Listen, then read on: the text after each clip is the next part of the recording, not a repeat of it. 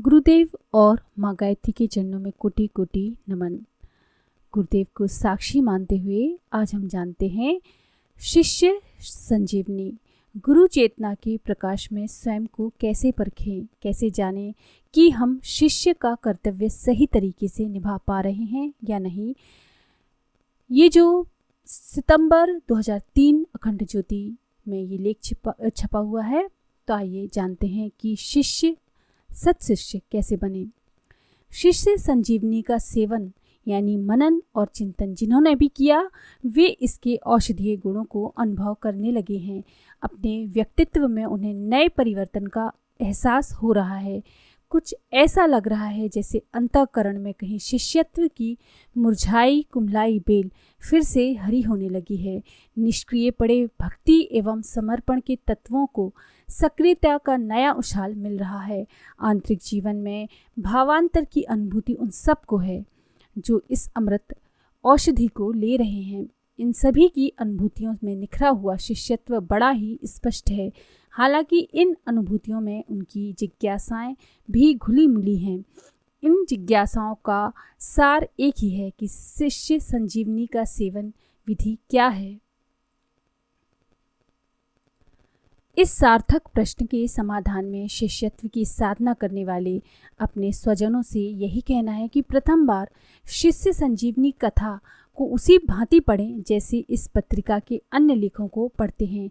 दूसरी बार इसमें बताए गए सूत्रों पर गहरा चिंतन करें और उसे अपने जीवन में आत्मसात करने के लिए संकल्पित हों। इसके बीच बीच में शिष्य संजीवनी के प्रकाश में अपने को परखते रहें कि हम अपनी शिष्यत्व साधना में कहाँ तक खरे उतर रहे हैं। दृढ़ निष्ठ एवं श्रद्धा सिक्त समर्पण ही इस महासाधना का संबल है। जिन्होंने अपने अंतर जीवन में ये पूंजी जुटा ली है, उनके लिए शिष्य संजीवनी का दूसरा सूत्र है, जीवन की तृष्णा और सुख प्राप्ति की चाहत को दूर करो। किंतु जो महत्वाकांक्षी हैं, उन्हीं की भांति कठोर श्रम करो। जिन्हें जीवन की तृष्णा है, उन्हीं की भांति सभी के जीवन का सम्मान करो। जो सुख के लिए जीवन यापन करते हैं, उन्हीं की भांति सुखी रहो। अपने हृदय के भीतर पनपने वाले पाप के अंकुर को ढूंढ कर अपने बाहर निकाल कर फेंक दो। ये अंकुर श्रद्धालु शिष्य के हृदय में भी यदा कदा उसी तरह पनपने लगते हैं जैसे कि वासना भरे मानव हृदय में। केवल महावीर साधन ही उसे नष्ट कर डालने में सफल होते हैं, यानी कि जबरदस्त प्रयास करने पड़ते हैं। जो दुर्बल हैं वे तो उसके पढ़ने पनपने के साथ भी नष्ट हो जाते हैं। ये अनुभव सभी महान शिष्यों का है। शिष्यों के जीवन में तृष्णा और सुख की लालसा की कोई जगह नहीं है। मजे की बात है कि तृष्णा और सुख की लालसा किसी को भी सुखी नहीं कर पाती। हालांकि प्रायः सभी इसमें फंसे उलझे रहते हैं। ऐसे लोगों के लिए जीवन आज में नहीं है, आने वाले कल में है। भविष्य में जीवन को खोजने वाले अपने वर्तमान से हमेशा असंतुष्ट असंतृप्त बने रहते हैं। इस सच्चाई का एक पहलू और भी है। जो तृष्णा और सुख की लालसा से अपने आप को जितना भरता जाता है, वह उतना ही अपने अहंकार को तुष्ट और पुष्ट करता रहता है, जबकि अहंकार का शिष्यत्व की साधना से कोई मेल नहीं है। शिष्यत्व तो समर्पण की साधना है, जिसका एक ही अर्थ है अहंकार का अपने सद्गुरु के चरणों में विसर्जन। हालांकि इस समर्पण विसर्जन के साथ भी कई तरह के भ्रम जनमानस में व्याप्त हैं। कई लोगों का सोचना है कि जब हम अपने समर्पण कर दिया हमने, तब हम फिर कुछ काम क्यों करें। जब तृष्णा नहीं, सुख की लालसा नहीं, तब फिर मेहनत किस लिए। ये सवाल दरअसल भ्रमित मन की उपज है। जो जानकार हैं, समझदार हैं, वे जानते हैं कि समर्पण और श्रद्धा का मतलब निकम्मापन या निठल्लेपन में नहीं है, बल्कि इसका अर्थ है सत्य के लिए, अपने गुरुदेव के लिए स्वयं को संपूर्ण रूप से झोंक देना। इस संबंध में रमण महर्षि कहा करते थे, ये कैसी उलट बांसी है कि मिट्टी की खोज में आदमी सब कुछ लगा देता है, पर अमृत की खोज में कुछ भी नहीं लगाना चाहता। जबकि शिष्य तो वही है जो गुरु के एक इशारे पर जीवन पर्यंत अटूट और अथक श्रम करता रहे। केवल शिष्य ही जीवन का सच्चा ज्ञाता होता है। इसलिए उसे जीवन की महान संभावना को उजागर करने में तत्पर रहना चाहिए। ये तभी संभव है कि जब उसके मन में अपने और सभी के जीवन का सम्मान हो, साथ ही वह सुख के लिए इधर उधर भटके नहीं, बल्कि अपने कर्तव्य पालन में सुख की अनुभूति करे। भगवान बुद्ध का कथन है कि इस संसार में सुखी वही है जिसने सुख की वासना छोड़ दी। वास्तविक दुख तो वासनाओं का है। जो जितना ज़्यादा वासनाओं, कामनाओं एवं लालसाओं से भरा है, वह उतना ही ज़्यादा दुखी है। वासनाओं और लालसाओं से छूटते ही अंतःचेतना में शांति और सुख की बाढ़ आ जाती है। सब तरफ से सुख ही सुख बरसता है।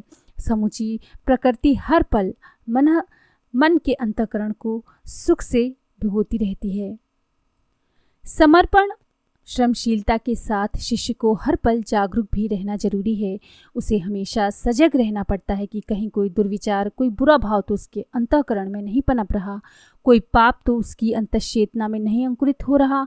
यद्यपि श्रद्धालु शिष्य में इसकी संभावना कम है, परंतु वातावरण का कुप्रभाव कभी भी किसी पर हावी हो सकता है। इस समस्या का समाधान सूत्र एक ही है, अपने प्रति कठोरता और दूसरों के प्रति उदारता।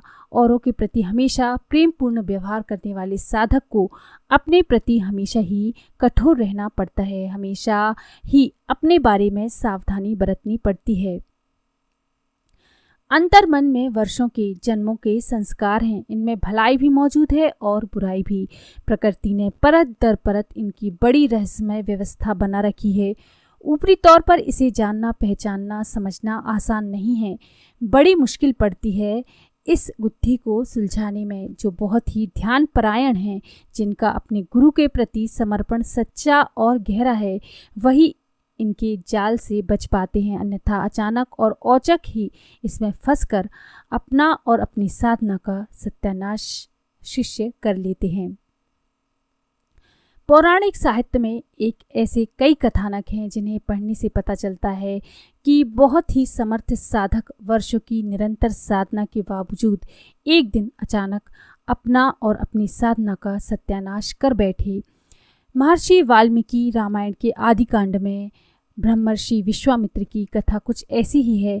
त्रिशंकु को संदेह स्वर्ग भेजने वाले विश्वामित्र को अपनी साधना में कई बार स्खलित होना पड़ा। ऐसा केवल इसलिए हुआ क्योंकि उन्होंने अपने ऊपर सजग दृष्टि नहीं रखी। शिष्य का पहला और अनिवार्य कर्तव्य है कि वह अपने गुरुदेव के आदर्श को सदा अपने सम्मुख रखे।